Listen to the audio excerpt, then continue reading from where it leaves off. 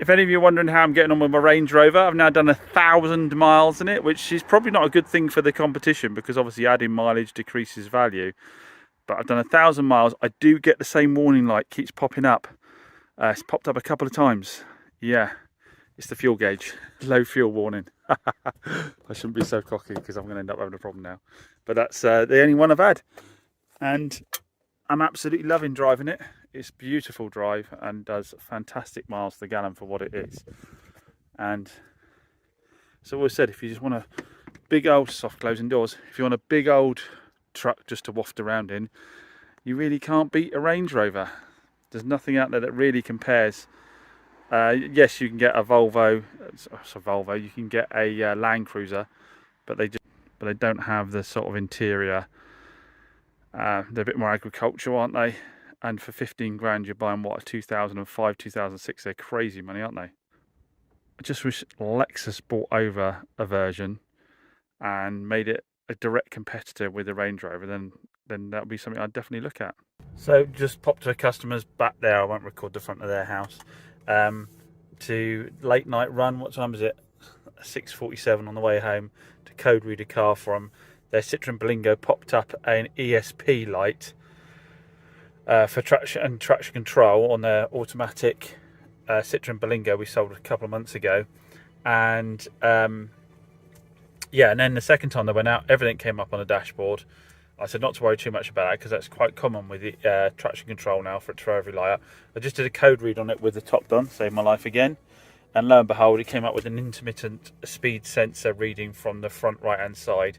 So it looks like it should be a relatively simple one, changing a traction control, changing an ABS sensor on that one by the looks of it. Fingers crossed. I don't know if it's a ring or whether it's a plug-in one on that, but yeah, very common now. It actually was enough to put the car into limp mode as well. I think something with the car not being able to read the speed of the wheel for safety puts the cars into limp mode, but obviously getting a bit scared, stopping them, being able to go above 30 miles an hour on the way home. I said I'd shoot straight out and do a code read. It's the quickest way to solve things, and they're on my way home. So hopefully it should be just a case of getting an ABS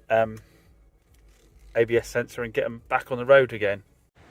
So guys, no sooner had the words left my mouth than I drove the Range Rover home last night. Set off this morning. I had 2 appointments I needed to get to. Reversed the car up in my courtyard where I was sharing with my neighbours, and it stuck in reverse. The car stuck in reverse. The controller would not move out of reverse at all.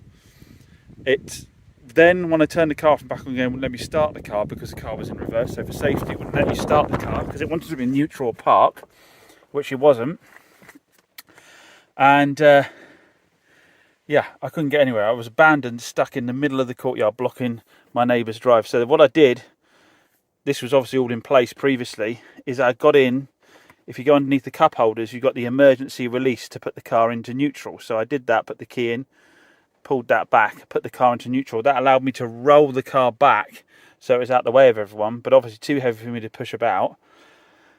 And I had to call the AA, which I haven't done for a long time, thinking we'll get them to transport it to the unit and sort it out there. But luckily, I watched a video online while I was waiting for the AA about how you strip the centre console down to get to this control unit. And it needs absolutely everything. So you've got to remove the surround for the, well, I can show you in the back how much has come off. We've got side panels. We've got all the HVAC system.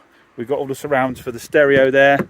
It's all in the back here. This is all the trim that's had to come off to get into that. We've got some wiring down here for things like the, I think the handbrake and so forth. All this has had to come off in order to gain access to this controller. Now, I'd like to take credit for having done all this, but I didn't. It was the AA guy, and I'm amazed. I forgot to take his name. Absolute legend. Came along. And he said, I said, oh, I don't know why you're here in a van. You're going to have to get transported because there's nothing you can do. And he went, no, I'll strip it down here in your driveway. And he spent the next sort of hour stripping all this down. It only took him about an hour. Stripped all this down. And what he's done is, the issue with it is once mine was stuck up, it was up and on reverse and it was stuck. And it wouldn't let me go one way or the other. Well, what it is a little peg or something. I'm not going to take it off now because he's done it. Flicks out when you do that. And then has to go in again before you can turn it. And now what he's done is he's actually taped it down with a bit of tape here.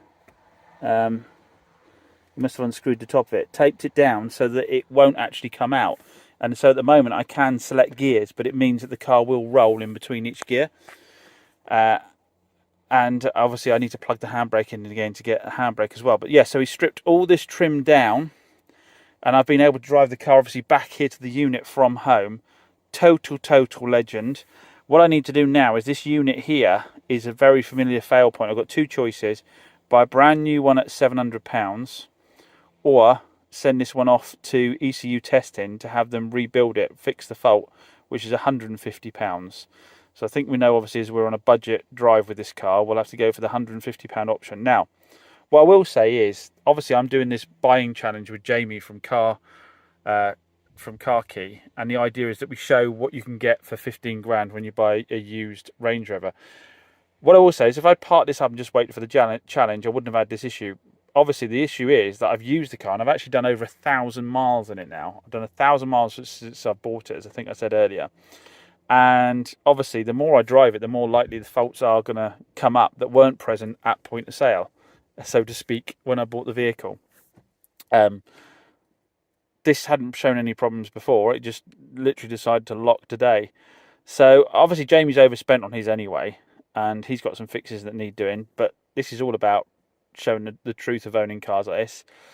Totally achievable job to do yourself. Have a look at the video. I didn't have the tools at home to do it, but this is totally achievable. There was nothing complicated. This is just pulling trim away and undoing bolts.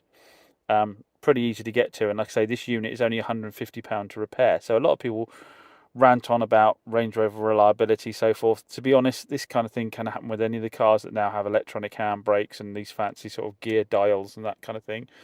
I think in the grand scheme of things, that isn't actually such a bad failure. Obviously, a bit of a pain in the arse when the car's stuck in the middle and you can't get out anywhere.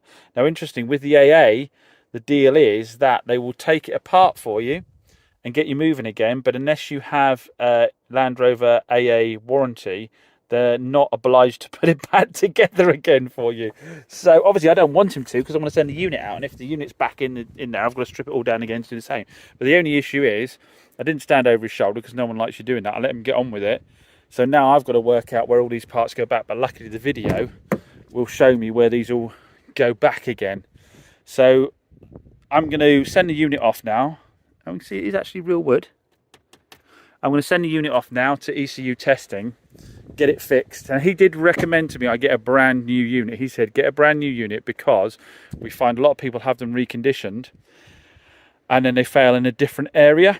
Now, if it was my car I'm keeping forever, that kind of thing, I would probably do that. But obviously, again, we're doing a buying challenge, and if it went again, now I know what the issue is. I could strip all this down quite easily, send it off for £150, so I could get it repaired about 4 times for the price of getting a brand new one. And it's just my time stripping this interior down. The more times I do it, the quicker it'll be, or it might be fine. So I think I'm going to opt for sending the unit out. So that's what I'm going to do now: package it up and send it out. But yeah, first issue with the Range Rover, first issue of ownership. Obviously, because I've already paid for my AA cover, it cost me nothing for them to come out and do it. I did tip the guy, of course, so I always tip the AA chap, but I don't know whether we need to count that towards the numbers or not. I say, especially as Jamie overspent already, and I'm still well within budget, even allowing for this fixture. So I've got my new repaired unit back from ECU testing. It was about 200 quid, and it's now my job to put back together all this, which I didn't take apart.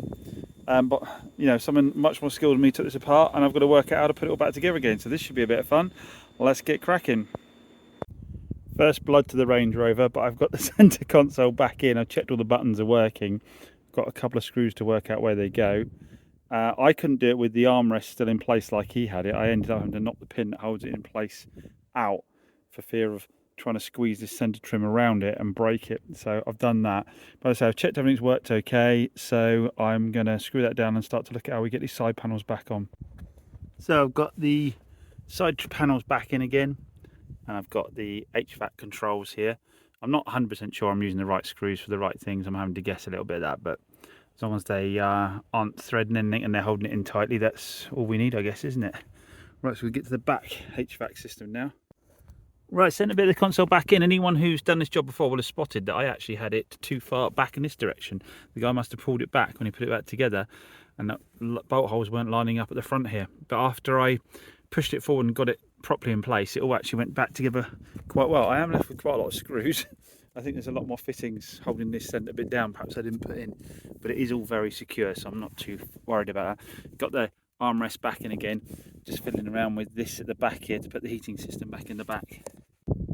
Well, all back together, and it works as it should. I've driven it a couple of times now, hit all the buttons. The gear lever is working as it should. It's interesting enough, the grumpy mechanic on TikTok, who is a Land Rover specialist, says he doesn't bother doing that. He says just put a self-tapping screw in to hold the lever in that stops this from getting locked in place when it comes up, then you won't have that problem again. But we need it to work right. If we end up retailing this car later on, we've got some Wins Total Action treatment to go in the tank. I like to do that every couple of full tanks. I put an additive in to keep it running clean. That one's for Mrs. Chops for her discovery. Prevention is better than cure, isn't it? So yeah, to be honest, I didn't mind working on it. It came apart really fairly easily. It was mainly clips, a few screws, but everything lined up together nicely. When we put it back together again, nothing massively overcomplicated about the whole process. So yeah, not too bad at all. My first fix on a Rangy myself. Like I said before, if it goes wrong again, I'll be able to strip this down in no time at all and get whatever goes wrong with it in terms of that again fixed, because it wasn't too expensive. It was like 150 plus VAT, and they turned it around within a couple of days. So I don't really see the benefit in buying a brand new one. 108,279. So we're now at 1,279 miles since I got the car. It's about time I met with Jamie, and we had a specialist check the two of them against each other, but it's just a struggle with the Millet coming up, Joe's Millet, and then another trip I've got to get up and meet him. But I really need to stop putting miles on it, because the odds on something else will go, won't it? It just shows, yeah, you don't have to be massively afraid. And there's loads of room in the engine bay on this one as well with the 3 litre, so if we have problems with that, that should be fairly easy to get into. But don't buy one of these thinking you're not going to have to put any money into it, unless you want to buy a brand new one with a full manufacturer's warranty. It's just part and parcel of the game. Like our friend over at High Peak says, if you're buying one, only spend 75% or 70% of your budget and put the rest to one side for fixes. So many thanks for watching as always. Don't forget, if you want something an awful lot simpler to work on, the 106 GTI is still up for grabs on the latest raffle at just £2 a ticket, and it ends fairly soon, so I'll put a link to that in the video description down below.